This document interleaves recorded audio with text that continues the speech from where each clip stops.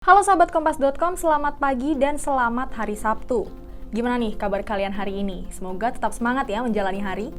Nah, hari ini Stella bakal kasih tahu kalian 3 rangkuman pernyataan menarik dari sejumlah peristiwa yang menjadi sorotan pada Jumat 26 Mei 2023. Yang pertama, Ketua RT Pluit Penjaringan Jakarta Utara Riang Prasetya merespons para pedagang yang mendemonya buntut bongkar paksa ruko kawasannya.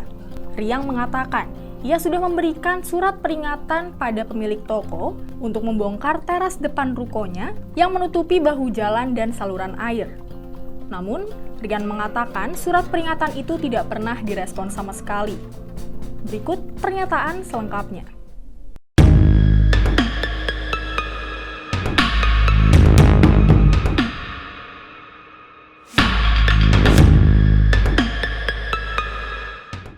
Kalau seandainya himbauan, saya sampaikan lagi nih ya. Saya sampaikan kepada seluruh warga, terutama warga RT 011 RW 03.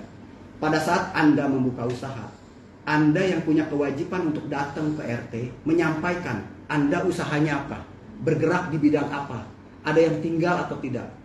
Bukan harus RT terus yang datang ke lokasi menanyakan ini pemiliknya siapa, usahanya apa, harus punya seperti itu.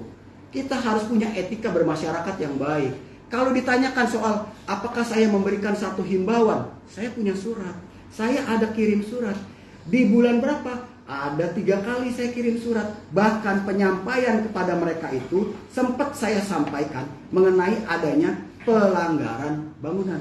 Yaitu apa? Di Februari 2023 saya bikin juga teguran penyalahgunaan prasarana umum. Saya bacakan bahwasannya ada beberapa ruko yang telah melakukan penyalahgunaan prasarana umum dan mana telah menutup saluran air dengan beton dan menutupnya dengan keramik. Kemudian memakan bahu jalan lebih dari 4 meter. Maka diminta kepada warga yang telah melakukan pelanggaran atas prasarana umum untuk segera membongkar. Seperti itu. Ada. Konsepnya ada, suratnya ada, penyampaiannya ada. Tapi apakah ini diperhatikan oleh warga? Saya nggak tahu. Walau-walam seperti itu. Lah terbukti mereka usaha aja, mereka nggak datang ke kami, ke saya selaku pengurus. Saya yang harus datang ke dia, ke mereka. Harusnya setiap buka usaha baru mereka yang datang ke saya. Kalau untuk pelanggaran, ya saya hanya bisa menghimbau, menegur. Tapi apakah surat saya ditanggapi? Apakah surat saya disimak? Apakah surat saya ditindaklanjuti?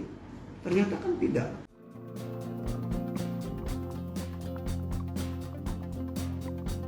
Lalu yang kedua, Menteri Pariwisata dan Ekonomi Kreatif Sandiaga Uno buka suara usai namanya dipertimbangkan jadi cawapres untuk Bacapres PDIP Ganjar Pranowo.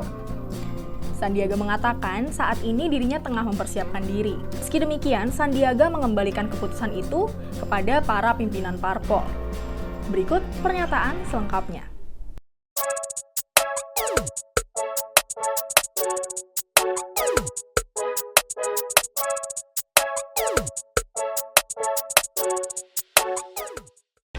Kedua, tentunya tanggapan dari kontestasi demokrasi yang semakin memasuki tahapan berikutnya tentu harus kita sambut dengan penuh kebersamaan, memperkuat persatuan, dan jika ada peluang untuk membangun bangsa dalam bingkai percepatan pembangunan, ini tentunya sangat kita mendapatkan suatu kehormatan. Jadi saya sangat mengerti bahwa keputusan pencalonan itu adalah haknya dari pimpinan partai politik. Dan jika mempertimbangkan tentunya kita harus menyiapkan diri, termasuk juga mendengarkan masukan para ulama, para kiai, itu yang saya pedomani. Tapi sudah ada komunikasi lebih lanjut belum sih Pak Sandi dengan misalnya pihak PDIP atau P3 mungkin? Sama P3 sekalian saya update teman-teman di sini. Saya sudah bertemu PLT Ketum P3 Bapak Haji Mardiono dan sudah mendapatkan beberapa masukan, arahan. Saya sampaikan juga wejangan dari para kiai karena saya baru saja roadshow di pesantren-pesantren di seputar Magelang dan Jawa Timur, dan kita sepakat untuk melanjutkan tahapan pembicaraan sehingga nanti mudah-mudahan bisa ada pengumuman setelah kita mengambil keputusan. Yang terakhir, Ketua DPP PDIP Bambang Wuryanto membantah soal dugaan bahwa PDIP menerima aliran dana dari proyek BTS Kominfo. Bambang justru mempersilahkan jika ada bukti terkait dugaan ini untuk dibawa ke jalur hukum. Berikut pernyataan selengkapnya.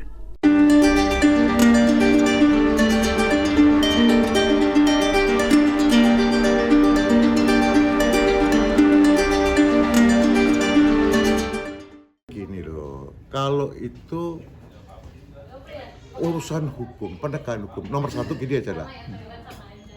Kita bernegara itu dasarnya konstitusi dan peraturan perundangan yang menyertai, kan gitu kan. Nah, konstitusinya menyatakan pasal 1 Undang-Undang Dasar 45, pasal 1-nya dan ayat 3-nya berbunyi negara kita dan negara hukum. Pelaksana hukumnya siapa? Pelaksananya ya sistem hukum kita, yudikatif. Di situ ada kepolisian, ada kejaksaan, ada KPK, ada pengadilan, kan gitu, sampai kepada MA. Ada toh? Itu adalah sistem hukum kita. Jadi kalau di dalam hukum semuanya kan harus dibuktikan. Kalau nggak ada bukti gimana? Nggak bisa. Seseorang tersangkakan itu pasti ada bukti. Kemudian kalian mengait-ngaitkan dengan ini itu, ya susah. Dikaitkan lah Bambang Pacul ini, Ketua Komisi 3 bisa ini, kan begitu. Itu pikiran orang politik konspiratif. Itu rata-rata pikiran orang politik konspiratif. Dan kau sekarang ini, publik lebih menyenangi pikiran-pikiran yang konspiratif, spekulatif. Kalau spekulatif susah, kalau dihukum harus pasti. Nggak boleh spekulatif, harus dibuktikan dengan alat bukti, kan gitu loh. Jadi kalau ada yang mengatakan ada aliran ketiga partai, buktikan, jangan hanya isu, buktikan. Kalau ada bukti, bawa ke kejaksaan, sekarang lagi nangani.